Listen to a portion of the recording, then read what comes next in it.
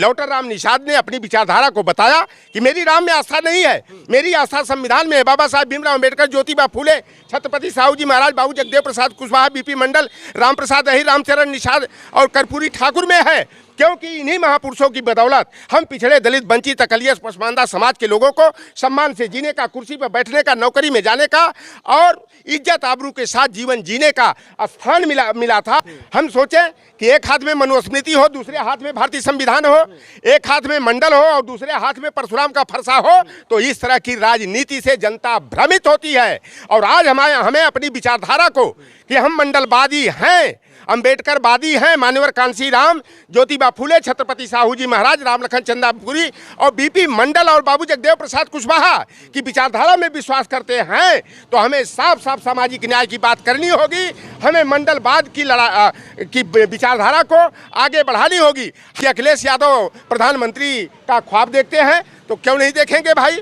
उत्तर प्रदेश सबसे बड़ा सूबा है और यहाँ 80 लोकसभा की सीटें हैं और दिल्ली का रास्ता उत्तर प्रदेश और बिहार से होकर के गुजरता है। तो बिहार में तो भाजपा के रथ को रोक लिया जाएगा, उत्तर प्रदेश में भाजपा का रथ रोकने के लिए मैं अखिलेश यादव जी हो चाहे कांग्रेस पार्टी हो, इनको नरम दिल करते हुए एक दूसरे की तरफ हाथ बढ़ा करके एक मजबूत गठबंधन बनाया जाना चाहिए कि मंडलवाद, अम्बेडकरवाद को जीवित करने के लिए, लोकतंत्र और संविधान को बचाने के लिए भारतीय जनता पार्टी को सत्ता से हटाना जरूरी है। अगर 2022 में जो चुनाव संपन्न हुआ, मैं साफ साफ बता दूं, कोई ऐसी ताकत नहीं थी कि अखिलेश यादव को मुख्यमंत्री बनाने से रोक सकती थी। हम भी तो प्रियंका गांधी अपनी दादी की छवि को लेकर के जो है कि वह काम कर रही हैं। प्रियंका गांधी जो है प्रधानमंत्री पद की बेहतर दावेदार हैं। इसके बाद जब आप बहुजन समाज की बात करते हैं, आप पिछड़े, दलित समाज, अकलियत, अल्पसंख्यक की बात करते हैं, तो सवाल ये पैदा होता है जो बहुजन समाज के नेता हैं, जिन्हें हमने बहुजन समाज का नेता माना, वो नेता जब विधानसभा का चुनाव आता है, लोकसभा का चुनाव आता है, तो वो उन्हीं जो है 10 और 15% की गोद में जाकर के बैठते हैं। कभी फरसा उठाया जाता है, कभी प्रबुद्ध सम्मेलन कराए जाते हैं। चाहे हम बसपा सुप्रीमो मायावती की बात करें या जो है सपा प्रमुख अखिलेश यादव की बात करें, ये तमाम वो बहुजन समाज के नेता हैं जिन्होंने विधानसभा के चुनाव में वही जो राजनीति थी उसको करने का काम किया। लेकिन अब लगातार जो है चीज़ें बदल रही हैं। मंडल के विरोध में जो कमंडल वाली जो राजनीति 1990 का जो दशक था, आज स्वामी प्रसाद मौर्य लगातार फायर ब्रांड बातचीत करें, तो क्या लग रहा है कि बहुजन समाज के जो नेता हैं वो किस तरह की राजनीति को बढ़ावा दे रहे हैं? देखिए, हमें जो है अपनी विचारधारा को रेल की लाइन की तरह, रेल की पटरियों की तरह करना पड़ेगा। हम सोचें कि एक हाथ में मनुस्मृति हो, दूसरे हाथ में भारतीय संविधान हो, एक हाथ में मंडल हो और दूसरे हाथ में परशुराम का फरसा हो, तो इस तरह की राजनीति से जनता भ्रमित होती है।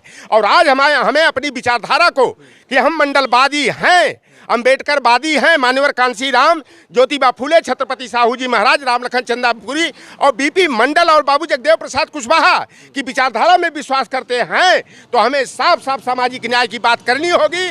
हमें मंडलवाद की विचारधारा को आगे बढ़ानी होगी। हम दोनों, कहा जाता है हमारे यहाँ किस्सा, आगे की लाइन मैं नहीं कहूँगा, कि दो नाव पर चढ़ना डाट डाट डाट, तो ऐसी स्थिति नहीं होनी चाहिए। और 2022 में जो चुनाव संपन्न हुआ, मैं साफ साफ बता दूं, कोई ऐसी ताकत नहीं थी कि अखिलेश यादव को मुख्यमंत्री बनाने से रोक सकती थी। हम भी एक खोजी पत्रकार के रूप में हमने भी जो है जमीनी सच्चाइयों का आकलन किया था, सर्वेक्षण किया था। 2060 प्लस सीटें समाजवादी पार्टी और गठबंधन जीत रहा था, लेकिन केवल 2 बातें जो है कि उल्टा पड़ गई कि लौटर राम निषाद ने अपनी विचारधारा को बताया कि मेरी राम में आस्था नहीं है, मेरी आस्था संविधान में है। बाबा साहब भीमराव अम्बेडकर, ज्योतिबा फूले, छत्रपति साहू जी महाराज, बाबू जगदेव प्रसाद कुशवाहा, बीपी मंडल, राम प्रसाद अहिर, रामचरण निषाद और कर्पूरी ठाकुर में है। क्योंकि इन्हीं महापुरुषों की बदौलत हम पिछड़े, दलित, वंचित, अकलियत, पसमानदा समाज के लोगों को सम्मान से जीने का, कुर्सी पर बैठने का, नौकरी में जाने का और इज्जत आबरू के साथ जीवन जीने का स्थान मिला था। इसलिए मेरी विचारधारा अपने महापुरुषों में है, भारतीय संविधान में है। देखिए, आस्था और विश्वास व्यक्ति का निजी मामला है। कोई एक ही परिवार में कोई राम को मानता होगा, कोई कृष्ण को मानता है, कोई शिव को मानता है, कोई हनुमान को मानता है। मैं अपने परिवार की बात करूं तो मैं जिस तरह से अपने महापुरुष ज्योतिबा फूले, साहू जी महाराज, बीपी मंडल, कर्पूरी ठाकुर को मानता हूं, हमारी बेटियां जो है कि राष्ट्रमाता सावित्रीबाई फुले और डॉक्टर फातिमा शेख में विश्वास रखती है। हमारी पत्नी थोड़ा सा भी रह गई है, वो कहती है कि भाई देवों के देव महादेव में हमारी आस्था है। तो हमने कहा चलो भाई मानो, क्योंकि देवों के देव महादेव तो हम सभी के वो नेता रहे हैं। उनको तो बाद में आर्यों ने जो है कि कब्जा कर लिया, वो तो आदिवासियों के राजा रहे हैं, नायक रहे हैं, मार्गदर्शक रहे हैं। तो देखिए हमारे घर में कई विचारधाराएं होगी, तो हर घर में जो है, हर परिवार में, हर समाज में, हर जाति में अलग अलग जो है लोगों में आस्था और विश्वास होता है। और मेरा वह निजी बयान था, जिस बयान को लेकर के मुझे उन मनुवादी ताकतों ने घेराबंदी करके मुझे समाजवादी पार्टी पिछड़ा वर्ग प्रकोष्ठ के प्रदेश अध्यक्ष पद से हटवाया था, जिसका एक बहुत बड़ा कारण बड़ा कि जो बहुजन वर्ग का जो बुद्धिजीवी तबका था, जो अम्बेडकरवादी था, पेरियारवादी था, ललईवादी था, उसके अंदर गलत संदेश गया कि लौटन राम को अगर स्थान वहाँ नहीं मिला, लौटन राम को दरकिनार कर दिया गया, तो ये समाजवादी पार्टी का एक बड़ा वोट बैंक जो है कि बिखर गया। और मैं बता दूं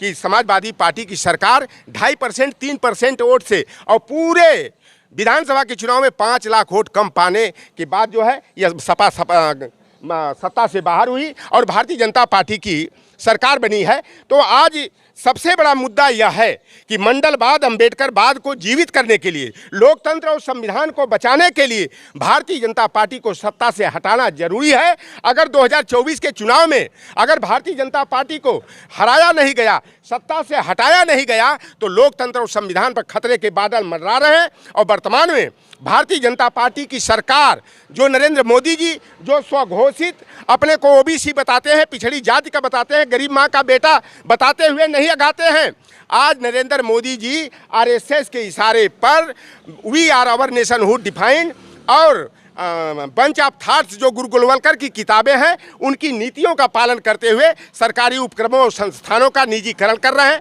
जिस बैंकों को 26 बैंकों को इंदिरा गांधी जी ने जो है कि उनका राष्ट्रीयकरण किया था, आज बैंकों को 3-3 4-4 बैंकों को एक में मिला करके हम बेरोजगारी को बढ़ाने का काम किया जा रहा है। हमारे पिछड़े दलित वंचित समाज की हकमारी की जा रही है। और आप देख लीजिए कि आरक्षण पर जो है भारतीय जनता पार्टी की सरकारों के द्वारा जो है खुलेआम जो है हमारा लूट की जा रही है, डकैती की जा रही है। लेकिन भारतीय जनता पार्टी में जो अपने को पिछड़े वर्ग का नेता बताते हैं, केशव प्रसाद मौर्य हो, स्वामी प्रसाद मौर्य हो, आपके स्वतंत्र देव सिंह हो, चाहे राकेश सचान हो, चाहे उनके सहयोगी अनुप्रिया पटेल हो, संजय निषाद हो, अनिल राजभर हैं, और भाजपा के प्रदेश अध्यक्ष जाट बिरादरी के चौधरी भूपेंद्र सिंह हो, चाहे भाजपा के संगठन महामंत्री धर्मपाल सिंह सैनी हो, तमाम हमारे और पिछड़े वर्ग के नेता धर्मपाल सिंह लोधी हैं, साध्वी निरंजन ज्योति निषाद हैं, डॉक्टर हरि साक्षी महाराज जी जैसे जो नेता हैं, कल्याण सिंह के पुत्र राजवीर सिंह और उनके पोता जो है संदीप सिंह हैं, जो शिक्षा मंत्री इस समय, इस तरह के ये जो नेता हैं, यह भारतीय जनता पार्टी जैसी शिकारी पार्टी के बंसी और कटिया के ये पिछड़ों को शिकार बनाने के लिए जो है कि बंसी और कटिया के एक केचुआ और चपड़ी है। भारतीय जनता पार्टी केवल इनको मुखौटे के रूप में जो है इस्तेमाल करके पिछड़ों की हकमारी कर रही है। और यह निज स्वार्थ में अपने ज़मीर को बेच करके जो है यह गूंगे बहरे बने हुए हैं। इनके मुंह पर टेप लगा हुआ है, इनके आंख पर पट्टी बंधी हुई है। और इस तरह के नेता कौम के दुश्मन हैं, समाज के दुश्मन हैं। और 2024 के चुनाव में जनता, हम लोग तो क्षेत्र में घूम रहे हैं, कर रही, जो हमारे पिछड़े दलितों आदिवासियों का आरक्षण भारतीय जनता पार्टी लूट रही है, डकैती डाल रही है, कहीं ईडब्ल्यूएस के नाम पर, कहीं साक्षात्कार में हमारे लोगों का को कम अंक दे करके नौकरियों से बाहर किया जा रहा है। इन नेताओं का स्वागत हम माला फूल से नहीं होगा, बल्कि हमारी बस्तियों में आएंगे तो इनका खदेड़ा होगा, जूता चप्पल से इनका स्वागत होगा। सबसे अंतिम सवाल रहेगा, काफ़ी बातचीत हो गई है, अंतिम में सवाल ये रहेगा कि मान लीजिए कि 2024 का जो लोकसभा चुनाव का आगाज़ होने वाला है, लोकसभा चुनाव में तमाम विपक्षी पार्टियां गठबंधन करके कहीं ना कहीं भारतीय जनता पार्टी को रोकने में कामयाब हो जाती हैं। ऐसे में जो कांग्रेस पार्टी अगर सबसे बड़ा विपक्ष की सबसे बड़ी पार्टी बनकर के उभरती है और राहुल गांधी पर जो है एलिगेशन लगा दिया गया है 6 साल तक वो चुनाव नहीं लड़ सकते हैं, तो ऐसे में प्रधानमंत्री का जो चेहरा है, प्रधानमंत्री मटेरियल जो फेस है, वो किसको देखते हैं आप? कांग्रेस पार्टी में से होगा या कांग्रेस पार्टी के अलावा जो तमाम गठबंधन में जो पार्टियां रहेंगी उनसे होगा? देखिए, भारतीय लोकतंत्र की एक सच्चाई है कि यहाँ एक जादुई आंकड़ा चलता है 272 का, और जिस भी गठबंधन को, महागठबंधन को 272 सीटें मिल गई, उस गठबंधन का जो है देश का प्रधानमंत्री बनेगा। देखिए, राहुल जी का, सोनिया जी का परिवार जो है त्यागियों और बलिदानियों का परिवार है। यह परिवार जो है दो प्रधानमंत्रियों के बलिदान को दे चुका है, शहादत इनके परिवार के लोग दे चुके हैं। राजीव गांधी जी हों, चाहे परम पूजनीय इंदिरा गांधी जी हों। और देखिए, लोग अगर ये कहीं सोचते हैं कि राहुल गांधी को प्रधानमंत्री बनने की ललक है, भूख है, तो राहुल और सोनिया को, वर्तमान में राहुल जी ने कहा भी अपनी पदयात्रा के दौरान कि हमें प्रधानमंत्री पद की आवश्यकता नहीं है, बल्कि चिंता इस बात की है कि जो हमारे संविधान और लोकतंत्र पर खतरे के बादल मंडरा रहे हैं, लोकतंत्र और संविधान कैसे सुरक्षित रहे।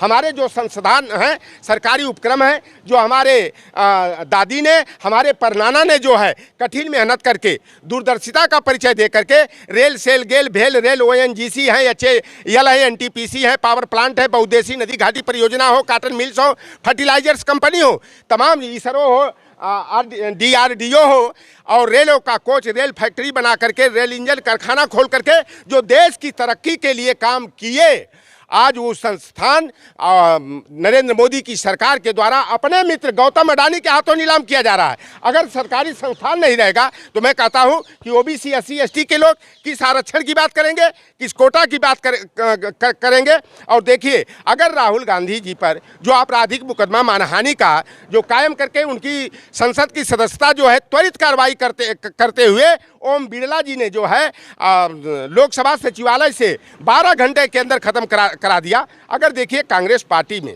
अगर मान लिया गांधी परिवार को प्रधानमंत्री बनाया जाए, तो प्रियंका गांधी अपनी दादी की छवि को लेकर के जो है कि वह काम कर रही हैं। प्रियंका गांधी जो है प्रधानमंत्री पद की बेहतर दावेदार हैं। इसके बाद देखा जाए तो हमारे कुर्मी बिरादरी के, हमारे पिछड़े वर्ग के जो वास्तव में जो है बाई हार्ट वो मंडलवादी हैं, अंबेडकरवादी हैं, पेरियारवादी हैं। छत्तीसगढ़ के मुख्यमंत्री भूपेश बघेल भी जो है प्रधानमंत्री पद के लिए अत्यंत ही बेहतर चेहरे हो सकते हैं। और नहीं तो कांग्रेस पार्टी, देखिए, लोग कहते थे एक जाति विशेष की पार्टी है, यह सवर्णों की पार्टी है। आप देख लीजिए कि मल्लिकार्जुन खड़गे जी जो है दलित बिरादरी के हमारे हैं, हमारे जाटव और चमार बिरादरी के हैं, उनको जो है कांग्रेस पार्टी ने राष्ट्रीय अध्यक्ष बनाया है।